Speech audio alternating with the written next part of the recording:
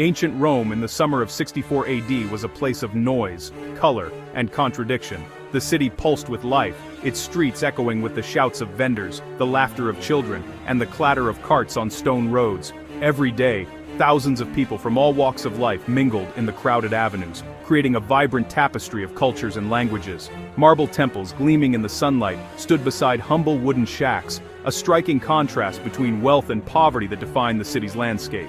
The markets buzzed with activity, merchants haggling over prices, slaves carrying heavy loads, and citizens searching for the freshest produce or the finest fabrics. The city stretched along its legendary 7 hills, its winding streets packed with people from every corner of the vast Roman Empire. Traders, travelers, soldiers, and scholars, all jostling for space. At night, torches flickered and shadows danced on the walls, casting an eerie glow over the city and hinting at secrets hidden in the darkness. Rome was the heart of the world, its power and influence unmatched, but it was also a city perched on the edge of disaster, its fate always uncertain.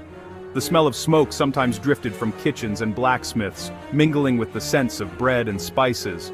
Yet most Romans paid little mind, accustomed to the ever-present haze that hung over their city. They lived in crowded apartments called insulae, stacked high and pressed close together, where entire families squeezed into tiny rooms and neighbors lived just a thin wall apart.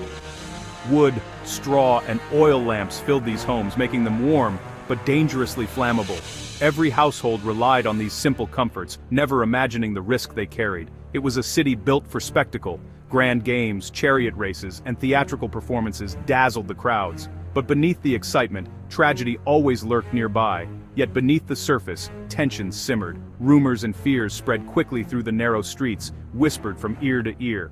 The Emperor Nero ruled with lavish displays of wealth, hosting extravagant feasts and building opulent palaces, while the common people struggled to get by. Many feared him, and many more whispered about his ambitions, uncertain what the future might hold under his unpredictable rule.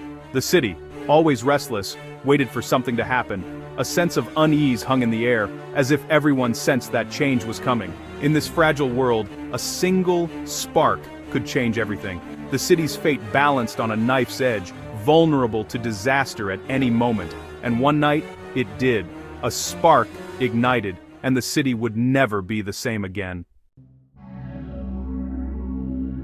Life in Rome was both grand and perilous, a city of dazzling splendor and lurking danger. Every day, over 1 million people bustled through its crowded streets, surrounded by the echoes of power and the ever-present threat of disaster. The poor squeezed into dark, cramped insula, towering apartment blocks that often teetered on the edge of collapse, while the rich lounged in sprawling villas, their homes filled with sunlight, gardens, and luxury. The gap between rich and poor was stark, shaping every aspect of daily life. Water was carried from public fountains, a daily ritual for most families, as only the wealthiest could afford private plumbing. Food was cooked over open flames, filling the air with the scent of bread and roasted meats, but also with the constant risk of fire. The city's narrow alleys twisted like a maze, making it hard for anyone, let alone fire brigades, to move quickly in an emergency. These winding streets were often choked with carts, animals, and people, adding to the chaos. Roman architecture was impressive, with grand temples and massive public buildings, but also risky. Many buildings were made of wood and covered in flammable tar, making them vulnerable to even the smallest spark. Stalls and shops lined the streets, filled with oil, cloth, and kindling, everyday goods that could easily fuel a blaze. Fires often broke out, but most were small and quickly put out by neighbors with buckets and determination. Still, everyone knew the threat was real. At night, families watched the city anxiously, scanning the horizon for the telltale glow of flames. The Emperor Nero was young and unpredictable, his moods shifting as quickly as the city itself. He loved music, art, and grand performances, often taking the stage himself and demanding the city's attention. Some called him generous, others cruel. His rule inspired both admiration and fear.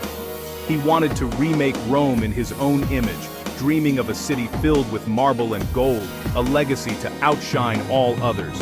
Amid these ambitions, a new group was growing, the Christians, quietly spreading their faith beneath the city's surface. They met in secret, worshipped a crucified man, and refused to honor the Roman gods, setting themselves apart from their neighbors. To many Romans, they were both mysterious and suspicious, their secrecy fueling rumors and fear, planting the seeds for future conflict. Nero Claudius Caesar, Augustus Germanicus, was only 16 when he became emperor, thrust into the heart of Roman power at an age when most are still learning about the world. The weight of the empire rested suddenly on his young shoulders, and the eyes of Rome watched his every move. He was clever, theatrical, and hungry for admiration. Nero craved the spotlight, not just as a ruler, but as a performer, always seeking applause and validation from those around him. Nero played the lyre, wrote poetry, and fancied himself an artist. He believed his talents set him apart from other emperors, and he often forced the elite of Rome to attend his performances, whether they wanted to or not. He loved public spectacles and demanded attention wherever he went. Nero organized grand games, theatrical contests, and musical recitals, all designed to keep the people's eyes fixed on him. But Nero was also insecure and paranoid, haunted by the fear that those closest to him might betray him at any moment. He feared rivals and trusted few. Whispers of conspiracy seemed to echo through the marble halls of his palace, feeding his growing suspicion. He lived in unimaginable luxury, surrounded by gold and marble, yet felt isolated from his own people, unable to bridge the gap between ruler and ruled. Many senators and nobles despised him, whispering about his strange habits and wild spending. They saw him as reckless, unpredictable, and dangerous to the traditions of Rome. The city of Rome both awed and frustrated Nero. Its ancient streets and crowded forums were a constant reminder of the old ways he longed to change. He dreamed of reshaping it, tearing down the old and building something new, a city that would reflect his own vision and legacy, not just the past. Some say he saw the city's crowded, dirty neighborhoods as obstacles to his vision, places that needed to be swept away to make room for his grand designs. On the night the fire began, Nero was not in Rome. He was miles away, staying at his villa, unaware that disaster was about to strike the heart of his empire. But soon, stories would spread about his actions, his motives, and the strange music that seemed to echo as flames consumed the city. Rumors claimed he watched the city burn, playing his lyre as chaos unfolded. Nero's need for a scapegoat was born from this moment of chaos and suspicion. In the aftermath, he would search desperately for someone to blame, hoping to save his own reputation as Rome smoldered in the ashes of fear and rumor. It began on a hot July night near the Circus Maximus. The flames leapt quickly from shop to shop, pushed by a fierce wind. Within hours, fire raced through the narrow streets, devouring everything in its path. People ran, screamed, and tried to save what little they could. The fire burned for 6 days, destroying 10 of Rome's 14 districts. Marble statues cracked, temples collapsed, and the city's heart turned to ash. Some said they saw men spreading the flames on purpose. Others whispered that Nero himself had ordered the fire to clear space for his new palace. Legends grew in the chaos. Some claimed Nero watched the fire from a safe distance, playing his lyre and singing about the fall of Troy. Historians now doubt this story, but the image stuck. Nero's reputation suffered, and rumors spread like the flames themselves. When the smoke cleared, thousands were homeless. The city's spirit was broken. Nero needed someone to blame.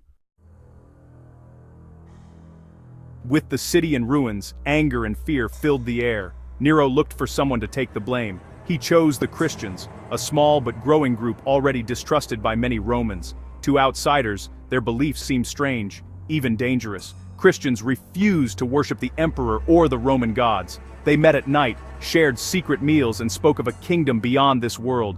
Rumors claimed they practiced dark rituals and plotted against Rome. For Nero, they were the perfect scapegoats. The persecution began quickly. Christians were arrested, tortured, and forced to confess to crimes they never committed. Nero staged gruesome public spectacles. Some believers were dressed in animal skins and torn apart by dogs. Others were burned alive to light the emperor's gardens at night. The cruelty shocked even some of Nero's supporters, but the message was clear: no one was safe from suspicion or blame. Among those caught in Nero's net were two of Christianity's most important figures, Peter and Paul. Peter, once a fisherman, had become a leader of the Christian community in Rome. Paul, once a persecutor himself, was now its greatest missionary. Peter was said to have been crucified upside down, not feeling worthy to die as Jesus did. Paul, a Roman citizen, was beheaded outside the city walls. Their deaths became symbols of faith and courage. The stories of Peter and Paul spread quickly. Letters and memories of their words strengthened the Christian community. Instead of destroying the faith, Nero's violence made it stronger. The Christians became known for their compassion and bravery. Even as they faced death, they forgave their enemies and sang hymns. Their witness inspired others, planting seeds of hope amid the ashes. Nero's attempt to crush the Christians failed. The city rebuilt, but Nero's reputation never recovered. Stories of his cruelty and excess spread. In 68 AD, just a few years after the fire, Nero was forced to flee and took his own life. Christianity, meanwhile, survived and grew. The memory of those who died for their faith became a source of strength. New leaders rose up, spreading the message of love and forgiveness far beyond Rome. The persecution did not stop the movement. Instead, it drew more people in. The stories of Peter, Paul, and countless unnamed martyrs inspired generations. From tragedy, a new faith began to flourish. The Great Fire of Rome is a story about more than flames and ruins. It is a warning about fear, power, and the search for someone to blame. Nero's actions remind us how quickly suspicion can turn to violence. Christians, once blamed and hunted, became symbols of resilience and hope. Their refusal to return hatred with hatred changed history. They showed that faith could survive even the darkest times. Today, the dangers of blame and scapegoating are still with us. History teaches us to look deeper, to question simple answers, and to stand with those who are unfairly accused. From the ashes of Rome, a new story began, a story of courage, community, and the power of forgiveness.